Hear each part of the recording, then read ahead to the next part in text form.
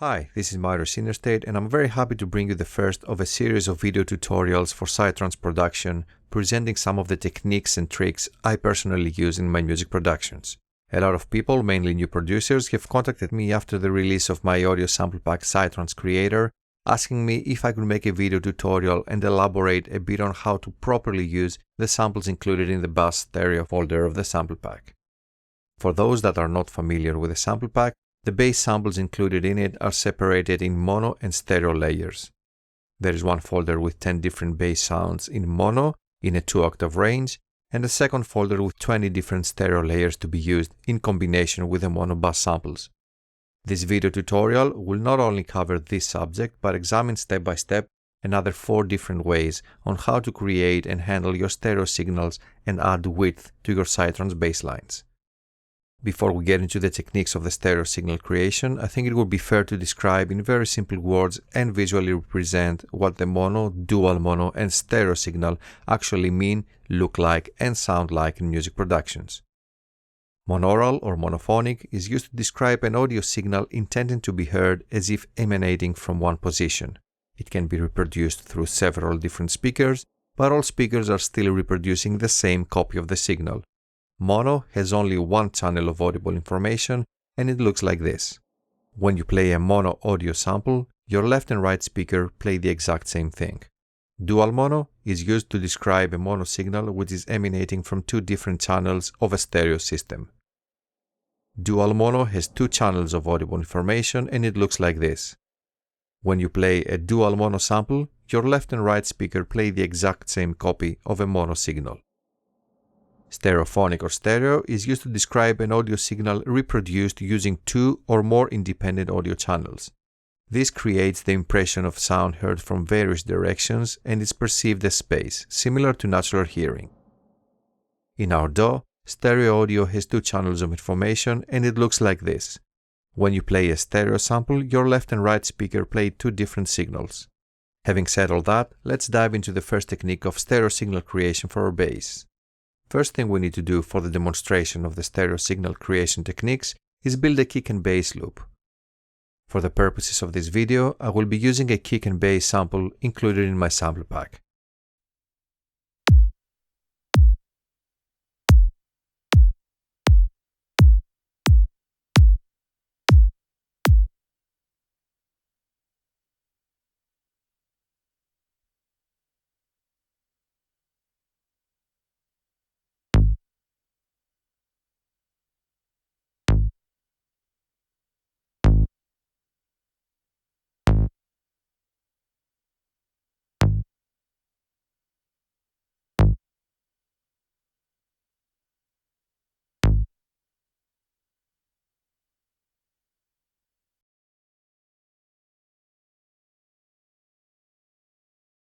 To begin with, I'm making sure that the length of each sample doesn't exceed 1/16.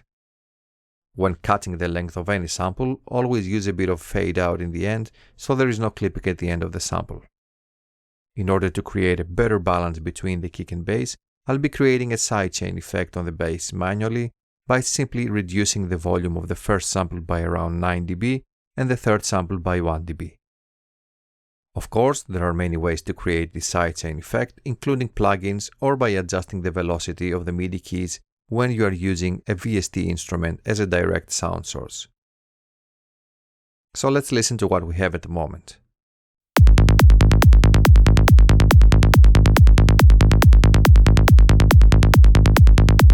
One of the first things we notice is that the signals of kick and bass are too loud, so we will drop their volumes by 5 and 7 dB respectively to create a better balance. Further details on kick and bass balancing and volumes will be presented in a future video when we talk about the mix.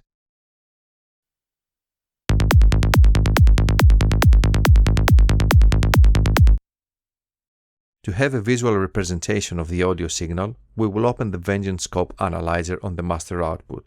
Scope has 2 separate analyzer sections, one for the mid or mono signal and one for the side or stereo signal. If we play back the kick and bass loop we have created, we can clearly see that there is no stereo signal. Both kick and bass play mono.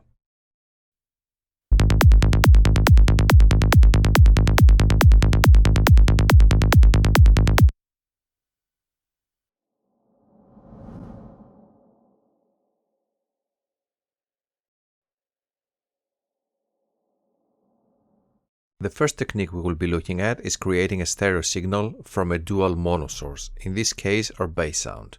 As described earlier, our ears perceive an audio signal as mono when both left and right speaker essentially play the same thing. So, to get a stereo effect, we need to create any type of difference between the signal of the left and the right speaker. To do that, we will use the Vengeance Stereo Matrix plugin. This plugin will create a time delay between the left and the right channel signal, thus giving us an audible stereo effect. Stereo Matrix also gives us the option of adjusting the level of mono and stereo signal separately to fit it perfectly to our preferences. As we will see, as soon as the delay is introduced, the stereo signal will be audible and visible to the analyzer.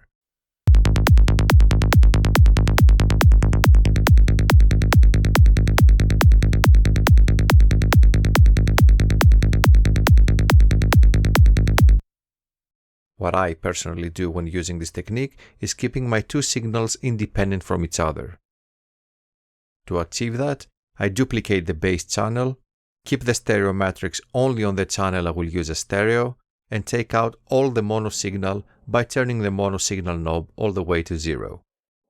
Now, if we solo this channel and look at the analyzer, we will notice that there is no mono signal at all, but only stereo signal.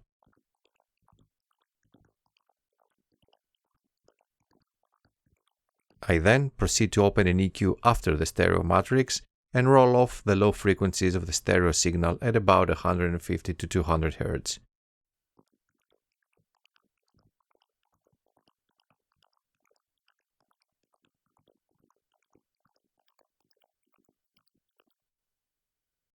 By doing that, I am always sure that my mono layer of the bass on channel 1 will remain intact, while I can further manipulate the stereo layer on channel 2 with other plugins if I so wish. When the stereo layers sound ready, I play my kick and bass loop together and reblend the stereo layer slowly until it blends in perfectly.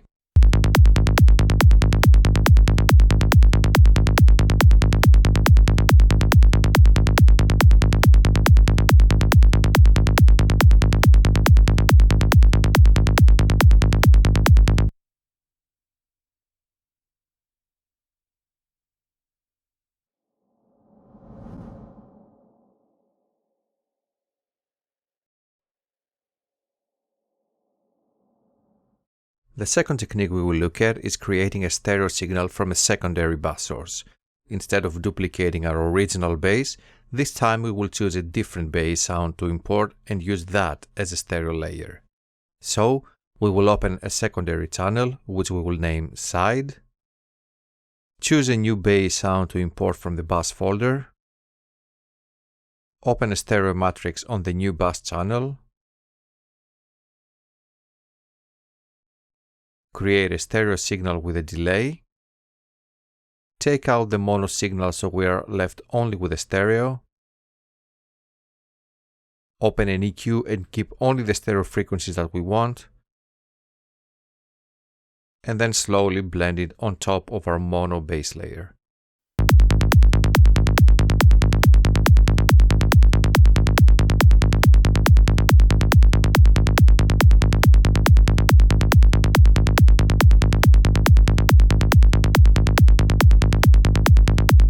Please keep in mind that you can repeat the process with even more layers to enrich your stereo signal and create more complex textures.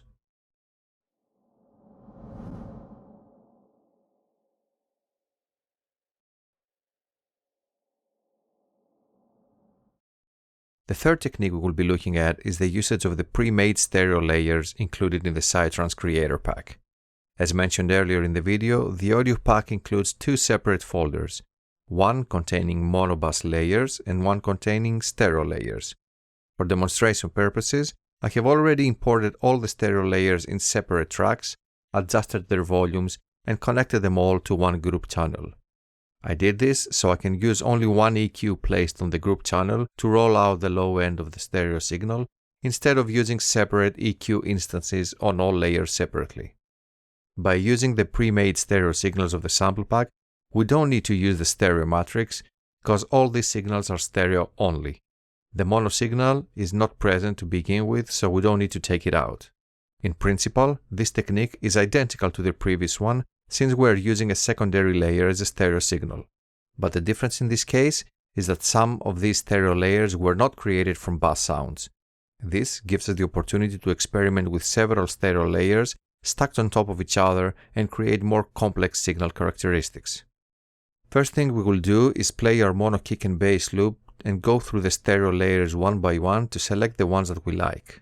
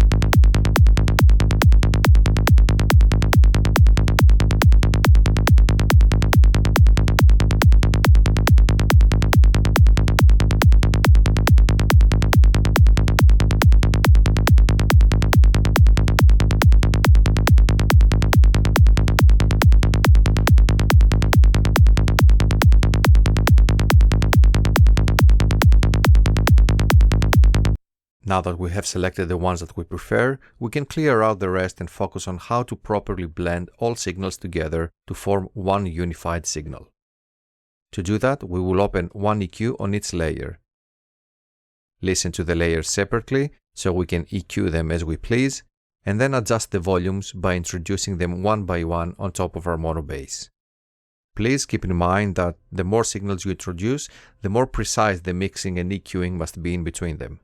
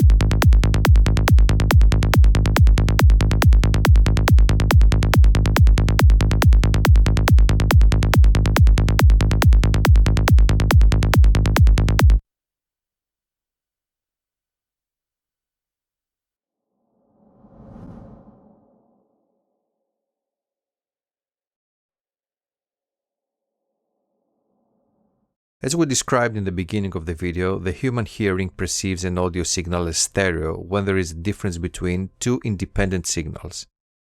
In our case, when there is a difference between what we hear from the left versus the right monitor. After seeing in the previous examples how the stereo signal was created by third-party audio or by specific plugins which manipulate the time of the signal, we will now see a case where such a signal difference can be created by manipulating the frequency.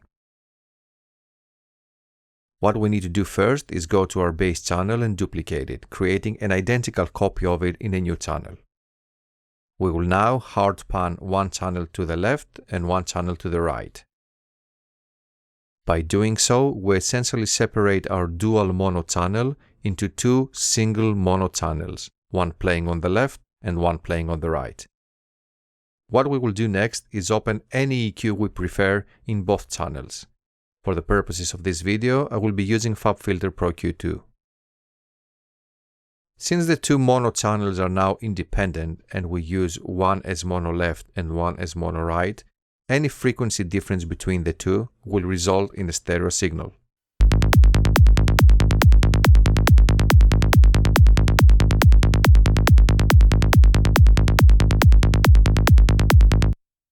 So what we will do to demonstrate it is go to the left channel EQ and boost the 2K region by roughly 2 dB.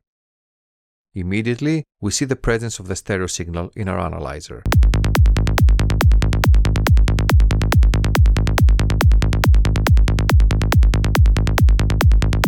To make this frequency disruption even greater, we can also reduce or boost any other frequency of the right channel EQ.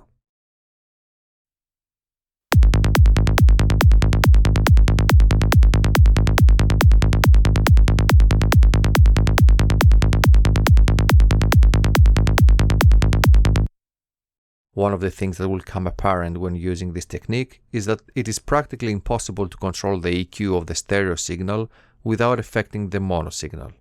If, for example, we would like to cut the low frequencies of only the stereo signal, with low cut in the EQs, we would immediately see that it is impossible without also reducing the same frequencies in the mono signal.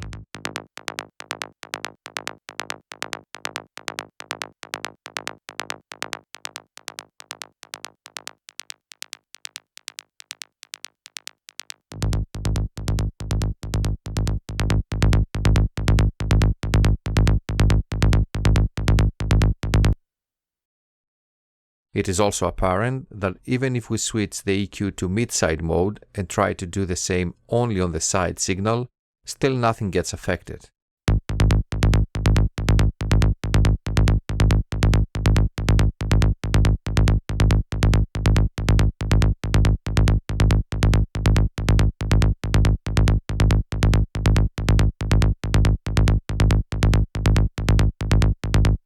But why does this happen?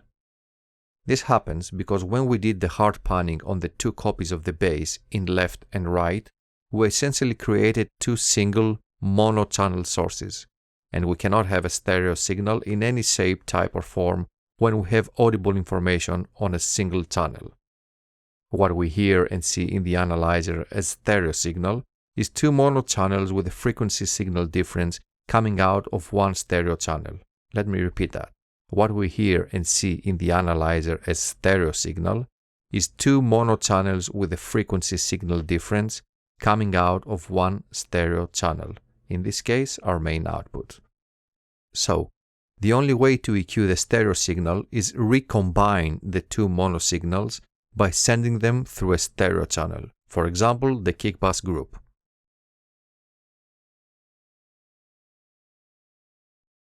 There, the two different mono signals get merged into one stereo signal, and by using a new EQ in mid-side mode, we can now safely manipulate the mono and stereo signal independently.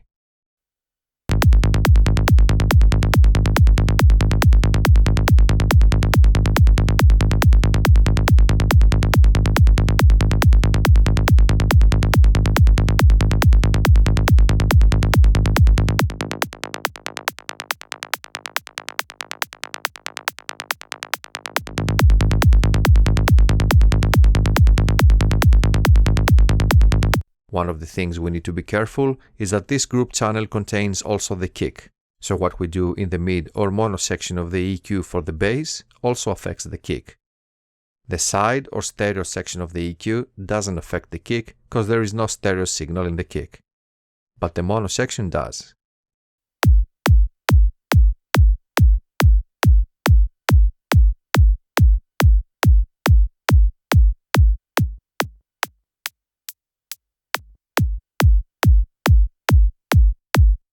So, if you decide to do a low cut for both kick and bass, please make sure that the EQ is in linear mode.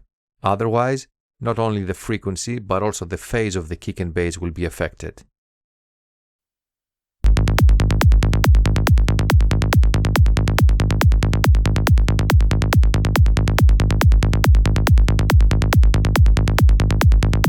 Alternatively, you can create a separate group for only the bass to keep it separate from the kick.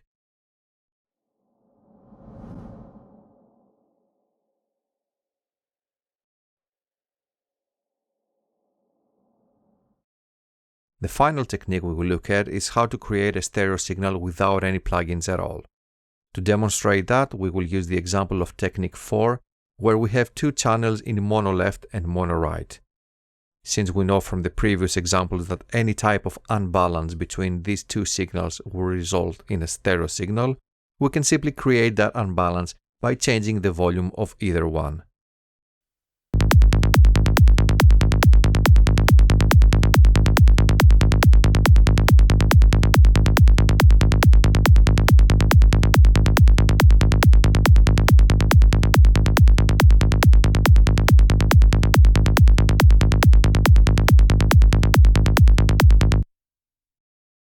Alternatively, in the case of the initial dual mono bass channel, a simple left-right panning misalignment can be introduced for the same results.